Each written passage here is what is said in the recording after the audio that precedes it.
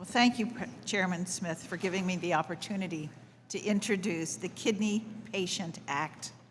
With March being National Kidney Month, I can think of no better time to consider a bill that retains access to therapies for patients with end-stage renal disease. Patients with ESRD often take several drugs and supplements in addition to dialyzing multiple times a week. One type of drug that patients take is phosphate binders, which help patients maintain healthy levels of phosphate in their blood.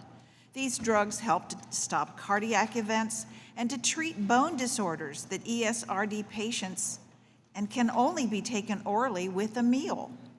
Since the creation of the ESRD payment bundle, CMS has kept these drugs in Medicare Part D.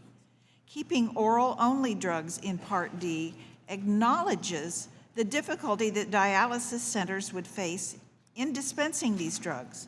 It guarantees patients out-of-pocket spending caps and allows patients to access these drugs at their local pharmacy.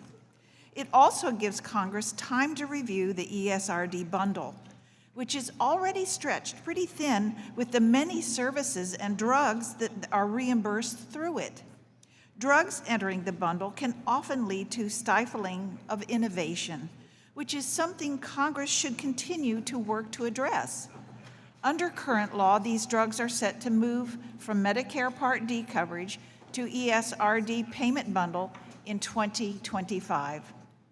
This bill, the Kidney Patient Act, will allow patients to continue to access oral-only kidney disease therapies through their Medicare Part D benefit until 2027 and require HHS to study and report on the effects of these drugs remaining out of the ESRD bundle, enabling Congress to understand what the implications would be if these drugs are to be shifted out of Part D.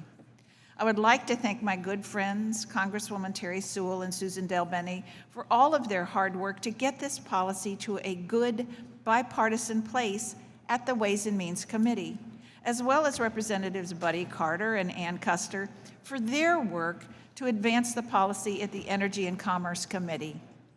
I would also like to thank the kidney community, including the National Kidney Foundation, Kidney Care Partners, Kidney Care Council, and the American Society of Nephrology for their support of this policy and tireless advocacy on behalf of the ESRD community. I look forward to this bill passing out of committee favorably and continuing through regular order to reach the House floor. Thank you, and I yield back.